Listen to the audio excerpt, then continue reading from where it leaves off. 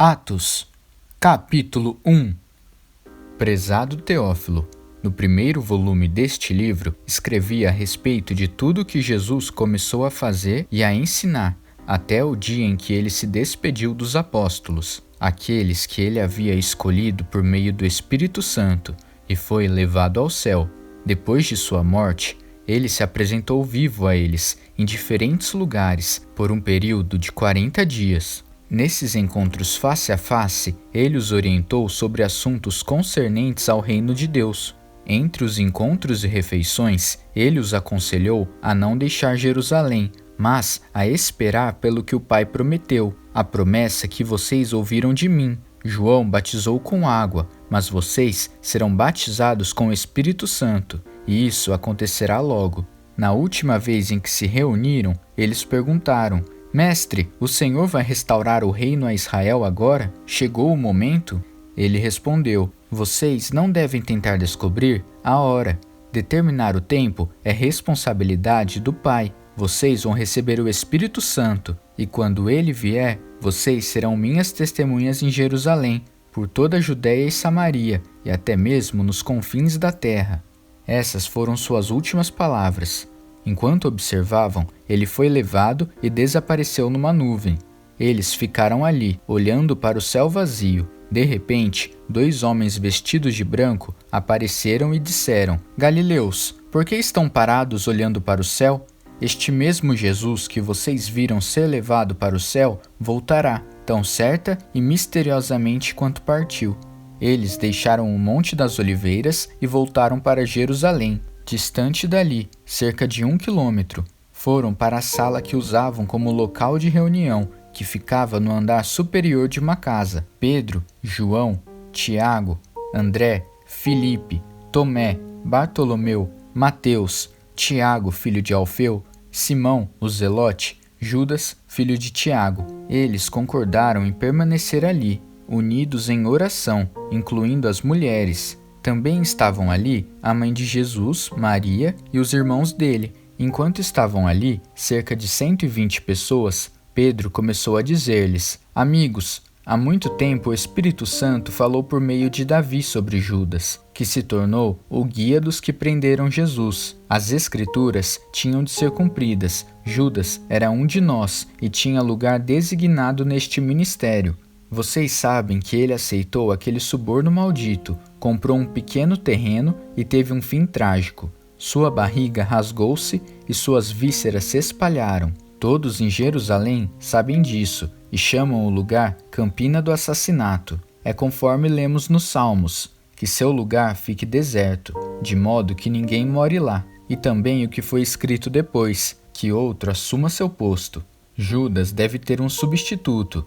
Deve ser alguém do nosso grupo, alguém que está conosco desde o tempo em que Jesus foi batizado por João até o dia de sua ascensão, sendo também testemunha da sua ressurreição. Eles indicaram 2 nomes, José Barsabás, apelidado de Justo, e Matias. Então oraram: Ó Deus, tu conheces cada um de nós no íntimo. Mostra-nos qual destes 2 escolhes para assumir nesse ministério de liderança, o lugar que Judas abandonou para seguir seu próprio caminho. Depois de orar, fizeram um sorteio. Matias foi escolhido e juntou-se aos 11 apóstolos. Capítulo 2. Quando chegou a festa de Pentecoste, todos estavam juntos num só lugar. Inesperadamente, um som parecido com o de um vento ganhou força, e ninguém sabia de onde vinha. Todo o lugar foi tomado por aquele som. Em seguida, como um fogo que irrompe, o Espírito Santo se espalhou sobre eles e começaram a falar em diferentes línguas, à medida que o Espírito agia. Por essa época, muitos judeus, peregrinos devotos do mundo inteiro, estavam em Jerusalém.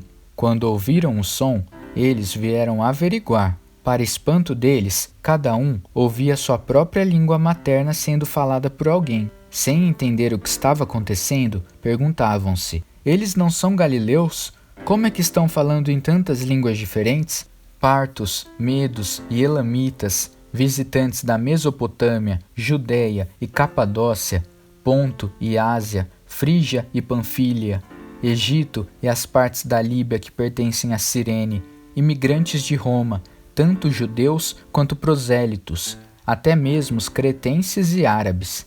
Nós os ouvimos falando em nosso idioma, descrevendo atos poderosos de Deus. Atônitos, balançavam a cabeça, sem conseguir entender nada, e diziam uns aos outros: "O que está acontecendo aqui?" Alguns zombavam: "Eles estão bêbados e com vinho barato." Apoiado pelos outros 11 apóstolos, Pedro tomou a palavra e fez este ousado pronunciamento: "Irmãos judeus, vocês que estão visitando Jerusalém, ouçam com atenção e procurem entender. Ninguém está bêbado aqui, como alguns estão pensando. Elas não tiveram tempo de se embebedar, porque ainda são 9 horas da manhã.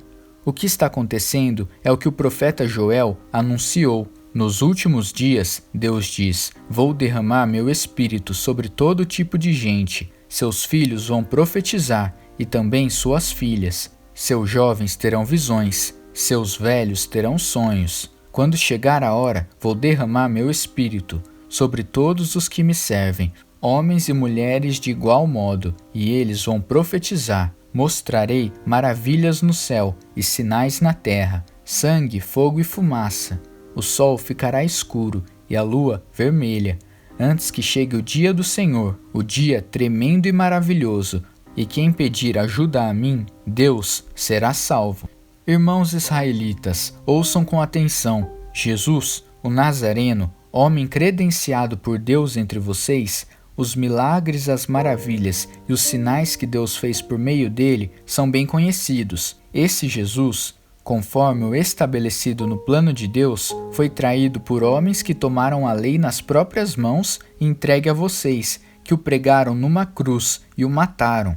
Mas Deus desatou as cordas da morte e o ressuscitou.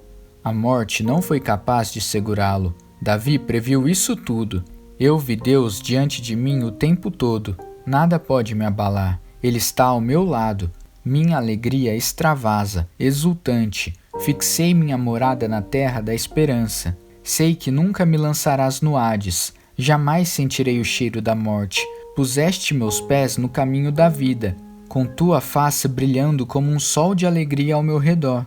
Prezados amigos, permitam-me ser franco. Nosso antepassado Davi está morto e sepultado. Seu túmulo está aí, onde todos podem ver. Mas sendo também profeta e sabendo que Deus jurou solenemente que um descendente dele assumiria seu reino, ele previu também a ressurreição do Messias. Não haverá ida ao Hades, nenhum cheiro da morte. Esse Jesus, Deus ressuscitou, e cada um de nós aqui é testemunha disso. Depois de ser levado às alturas e sentar-se à direita de Deus, ele recebeu a promessa do Espírito Santo da parte do Pai e derramou o Espírito que recebeu. É isso que vocês estão vendo e ouvindo. Davi não subiu aos céus, mas disse: Deus disse ao meu Senhor: assente-se aqui ao meu lado direito, até que eu faça dos seus inimigos um descanso para os seus pés.